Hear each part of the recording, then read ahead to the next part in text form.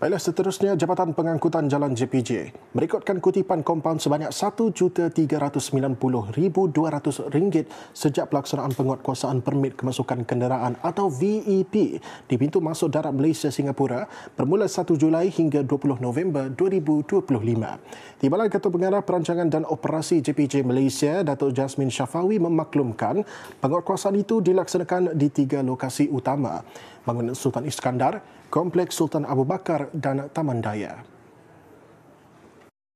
Tindakan tegas juga telah diambil terhadap kenderaan persendirian syarikat yang masih berstatus pradaftar VEP. 3 lokasi utama yang telah dikenal pasti oleh JPJ iaitu di Bangunan Sultan Ibrahim, yang mana sebanyak 30,254 kenderaan telah diperiksa.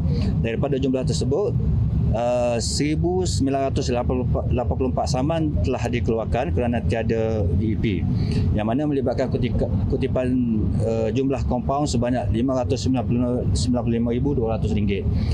Di Kompleks Sultan Abu Bakar, sebanyak 33,887 kenderaan telah pun diperiksa, yang mana daripada jumlah tersebut 2,559 saman telah pun dikeluarkan, yang mana melibatkan jumlah kompaun sebanyak RM767,700.